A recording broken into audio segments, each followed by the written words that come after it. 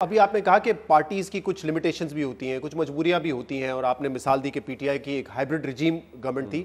کیا یہ جو پی ڈی ایم گورنمنٹ ہے یہ بھی آپ کو لگتا ہے کہ ہائیبرڈ رجیم کا حصہ ہی ہے؟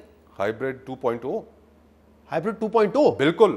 دیکھیے جس طریقے کے فیصلے کیے جا رہے ہیں، جس دن سے شہباز صاحب وزیر اعظم بنے ہیں، کہ وہ فیصلے تو شاید عمران خان صاحب کی حکومت میں بھی نہیں ہو سکے. جو سرکاری ملازمین کے لیے سب سے پہلے ہی آتے ساتھ ہی یہ کر دیا گیا کہ وہ ان کی پروموشنز ہر چیز اب ڈپینڈنٹ ہوگی subsequent to issuance of an N O C from intelligence agencies.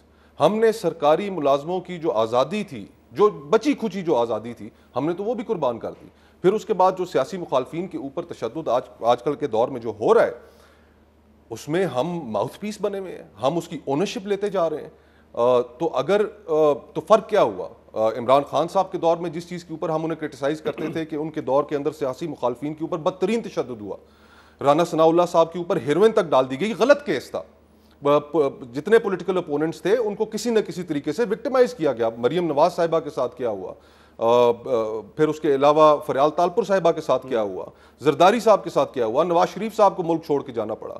تو ہم تو سارے اس ماحول سے جب گزرے تھے تو ہمیں تو یہ سوچنا چاہیے تھا کہ یار ہم نے 90 کی دہائی بھی دیکھی ہوئی ہے. اپنے ایکسپیرینس سے ہمیں عمران خان صاحب کی جتنا انہوں نے غلط کیا اس کا جواب دینا چاہیے تھا جمہوری انداز میں. ہمیں بالکل اس طرح نہیں کرنا چاہیے تھا. آج انفارچونیٹلی ہم ملک کو واپس 90 کی دہائی میں دھکیل چکے ہیں. اگر عمران خان صاحب واپس حکومت میں آتے ہیں کسی بھی وقت، تو ان کو ایک نیچرل ارج ہوگی to settle scores with his political opponents.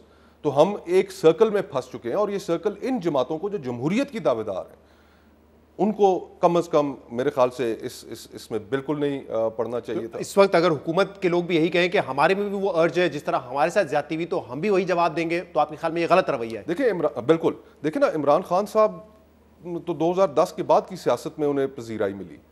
ہم نے تو 90 کی دہائی دیکھی ہے. 90 کی دہائی کے اندر جو مسلم لیگ نون اور پیپلز پارٹی نے ایک دوسرے کے ساتھ کیا، پھر اس کے نتیجے میں مارشل لاء لگا، پرویز مشرف صاحب نے ٹیک اوور کیا، اور پھر یہ تمام ایکسپیرینس سے گزرنے کے بعد پولیٹیکل پارٹیز نے چارٹر آف ڈیموکریسی سائن کیا کہ یار اب ہم نے جب حکومت میں آنا ہے تو ہم نے ایک دوسرے کے ساتھ اس طرح نہیں کرنا. یہ کانسٹیٹیوشنل ریفارمز ہیں ہم نے کرنی ہے، اس طرح ہم نے جوڈیشری کو ریفارم کرنا ہے، اس طرح ہم نے کرمنل لیگل سسٹم کو ریفارم کرنا ہے، سیاست کے اندر ہم نے یہ بہتری لے کے آنی ہے. لیکن آج جو سیاسی ماحول کی جو تلخی ہے اس میں ہم سپوکس پرسن بنے ہوئے ہیں. ہم ان تمام چیزوں کی اونرشپ لیے جا رہے ہیں جن سے شاید ہمارا تعلق بھی نہیں ہے، اس حکومت کا تعلق بھی نہیں ہے. اب جو اعظم سواتی صاحب کے ساتھ جس طریقے سے، اور میں فرینکلی سمجھتا ہوں کہ ہمارے ملک کی جو کورٹس ہیں ونس اگین اس طرح کے ماحول میں، بلوچستان ہائی کورٹ کے جسٹس کاکڑ صاحب، انہوں نے بہت دلیرانہ فیصلہ کیا. انہوں نے ساری ان کے اوپر ایف آئی آرز جو غلط کی گئی تھی قواش کر دیں.